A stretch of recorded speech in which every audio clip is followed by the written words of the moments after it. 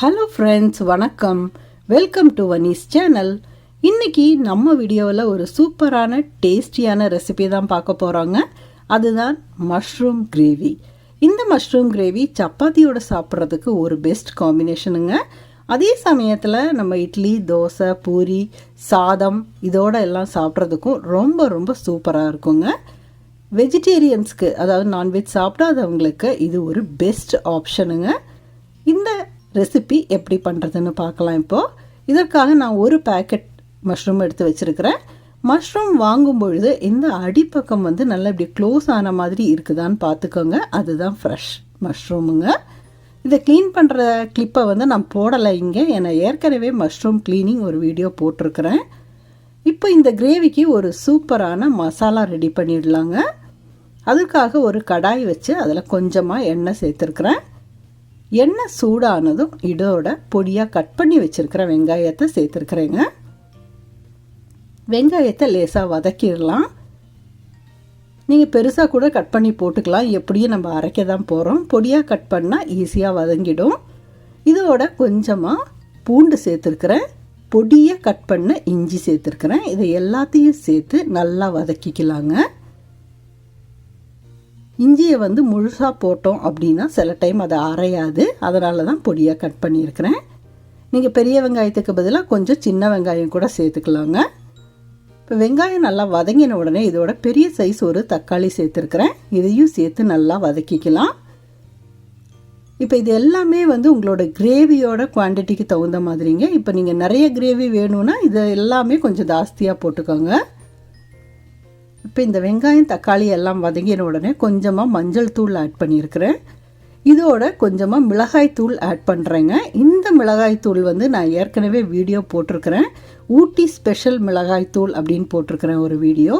இந்த மிளகாய் தூள் எல்லாமே வெஜ்ஜு, நான்வெஜ்ஜு எல்லா ரெசிபீஸுக்கும் இந்த மிளகாய் தூள் தான் நான் யூஸ் பண்ணுறேன். ஈவன் சாம்பாருக்கு கூட இதுதான் யூஸ் பண்ணுவேன். ஆனால் குவான்டிட்டியை கொஞ்சம் கம்மி பண்ணிக்குவேன். ஏன்னா இந்த மிளகாய் தூளில் எல்லா விதமான ஸ்பைசஸ் பொருட்களும் இருக்குங்க. நல்ல வாசனையாகவும் டேஸ்டியாகவும் இருக்கும். நீங்கள் ஒரு வெயில் காலத்தில் நல்லா வெயிலில் போட்டு இதை பொடிச்சு வச்சு ஃப்ரிட்ஜில் வச்சிட்டிங்க அப்படின்னா நீங்கள் 1.5 வருஷம் 2 வருஷம் வரைக்கும் கூட அதை வச்சு யூஸ் பண்ணலாம். ஒரு வண்டு எதுவுமே வராது. நான் அப்படி தான் பண்ணுறேங்க. எனது இப்போ 2 வருஷம் ஆக போகுது. மிளகாய்த்தூள் இன்னுமே எனக்கு ஃப்ரீசரில் இருக்குது. இதோட கொஞ்சமாக தேங்காய் துருவல் சேர்த்துக்கலாங்க.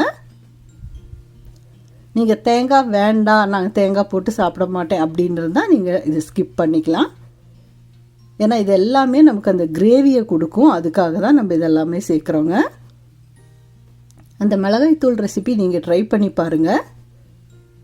இப்போ இது நல்லா ஆறட்டும். ஆறின உடனே இதை நல்லா மைய அரைச்சி எடுத்துக்கலாங்க. பாருங்கள், நல்லா அரைச்சாச்சு. இப்போ நம்ம கிரேவியை ரெடி பண்ண ஆரம்பிச்சிடலாங்க. இதற்காக ஒரு பாத்திரத்தில் கொஞ்சமாக எண்ணெய் சேர்த்துருக்குறேன். எண்ணெய் நல்லா சூடாகட்டும். இதோட கொஞ்சமாக கடுகு சேர்த்துக்கலாம். என்ன ஒரு ரெசிபி பண்ணுறதானாலுமே அந்த கடுகு வெடிக்கணுங்க.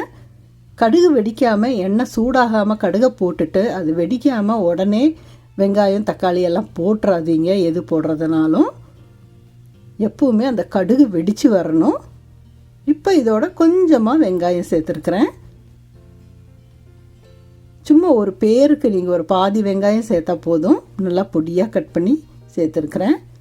பாருங்கள், வெங்காயம் நல்லா பொன்னிறமாக வதங்கிடுச்சு. ஏற்கனவே க்ளீன் பண்ணி வச்சுருக்கிற மஷ்ரூம், ஒரு மஷ்ரூமை 4ஆக கட் பண்ணியிருக்கிறேன். ஏன்னா பெருசு பெருசாக இருந்ததுனால இதை போட்டு நல்லா கலந்துக்கலாங்க. கிளறி விட்டுக்கலாம். இப்போ நீங்கள் பார்த்தீங்கன்னா நான் இங்கே தண்ணி எதுவுமே சேர்க்கலைங்க. எண்ணெய் தான் ஊற்றினேன் ஃபஸ்ட்டு. ஆனால் இந்த மஷ்ரூம் போட்டு வதக்கின உடனே அந்த மஷ்ரூமில் இருக்கிற தண்ணி எல்லாமே வெளியே வருது பாருங்கள்.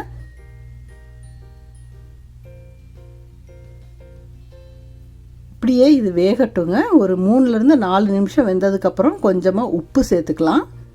உப்பு சேர்த்தோம்னா இன்னும் கொஞ்சம் தண்ணி வெளிவர வாய்ப்பு இருக்குது. இப்படியே இதை வதக்கிக்கலாம் கொஞ்சம் நேரம். உப்பு நல்லா பிடிக்கட்டும். ஒரு சிலர் வெங்காயம் தக்காளி வதக்கும் பொழுது சீக்கிரமாக வதங்கணும் அப்படிங்கிறதுக்காக உப்பு சேர்ப்பாங்க. அப்படி சேர்த்துருந்தா இப்போ நீங்கள் கம்மியாக சேர்த்துக்கோங்க. நான் அங்கே சேர்க்கலை மசாலா செய்யும் பொழுது. அதனால் இப்போது கிரேவிக்கு தகுந்த மாதிரி உப்பு சேர்த்துருக்குறேங்க. இப்போ பாருங்கள், உப்பு சேர்த்ததுக்கப்புறம் பார்த்தா தண்ணி நிறையவே வெளியே வருது. இந்த தண்ணி கொஞ்சம் வடிகிற வரைக்கும், சுண்டுற வரைக்கும் நம்ம இதை வதக்கிட்டு இப்போ இதோட நம்ம அரைச்சி வச்சுருக்கிற மசாலா இருக்குது இல்லைங்களா, அதை ஆட் பண்ணிக்கலாம். மிக்ஸி ஜாரில் கொஞ்சமாக தண்ணி சேர்த்து கூட அந்த தண்ணியை நம்ம ஆட் பண்ணிக்கலாம். இப்போ நம்ம சாதத்தோடு சாப்பிட்ணும் அப்படின்னு நினச்சோம் அப்படின்னா கொஞ்சம் தண்ணியாக இருக்கணும் அப்படின்னு நினைப்போம். அதுக்கு தகுந்த மாதிரி நீங்கள் தண்ணியை அட்ஜஸ்ட் பண்ணிக்கோங்க. இப்போ இதை நல்லா கலந்து விட்டுக்கலாம். இது ரொம்ப ரொம்ப டேஸ்டியாக இருக்குங்க. கொஞ்சம் இருந்தாலே போதும். நீங்கள் சாதத்தோடெல்லாம் சாப்பிடும்பொழுது கொஞ்சம் இருந்தாலே நல்லா பிணைஞ்சு சாப்பிடும்போது ரொம்ப அருமையாக இருக்கும். இப்போ இது லேசாக கொதிக்க ஆரம்பித்த உடனே மூடிடலாங்க. மூடி அடுப்பை வந்து மிதமான தீயில வச்சுக்கலாம், ஏன்னா அடி பிடிக்கக்கூடாது. ஒரு 5 நிமிஷம் கழித்து மூடியை திறந்து பார்த்து லேசாக கிளறி விட்டுட்டு மறுபடியும் நம்ம மூடி வச்சு இதை கொதிக்க விடலாம். அந்த எண்ணெயெல்லாம் கொஞ்சமாக பிரிஞ்சு வர்ற மாதிரி, நம்ம நிறைய எண்ணெயும் சேர்க்கலை. ஏற்கனவே தக்காளி வெங்காயம் வதக்கும் பொழுது கொஞ்சம் எண்ணெய் சேர்த்துருக்குறோம் இல்லைங்களா, அதனால் கிரேவி செய்யும் பொழுது கொஞ்சமாக தான் எண்ணெய் சேர்த்தோம். அதனால் நிறைய அப்படி எண்ணெயாக மிதந்து வரணும் அப்படியெல்லாம் எதிர்பார்க்க வேண்டாம். லேசாக அந்த எண்ணெய் பிரிஞ்சு வர்றது தெரியுது. இப்போ நம்ம கொத்தமல்லி தழையை தூவி விட்டுக்கலாங்க. நீங்கள் கஸ்தூரி மேத்தி இருந்ததுன்னா, வீட்லேயே செஞ்சதோ இல்லை கடையில் வாங்கினதோ இருந்ததுன்னா அதை கூட நீங்கள் லேசாக தூவி விட்டுக்கலாங்க. நல்ல ஒரு டேஸ்ட்டை கொடுக்கும். இப்போ மறுபடியும் நான் மூடி வச்சுருந்தேன். கொத்தமல்லி தழையை போட்டதுக்கப்புறமும் ஒரு 2 நிமிஷம் மூடி வச்சா அதோட டேஸ்ட்டும் நல்லா இறங்கும். பாருங்கள், சூப்பராக நம்ம மஷ்ரூம் கிரேவி ரெடி ஆயிடுச்சு. நீங்கள் கஸ்தூரி மேத்தி யூஸ் பண்ணுறதா இருந்ததுன்னா இந்த டைமில் கொஞ்சமாக அதை சேர்த்துக்கோங்க இறக்கிறதுக்கு முன்னாடி. பாருங்கள், சூப்பராக இருக்குது. நீங்கள் வேணும் என்றால் பட்டர் வந்து ஒரு சின்ன பீஸ் பட்டரை வந்து இதோட சேர்த்துக்கலாம், இன்னும் டேஸ்டியாக இருக்கும்.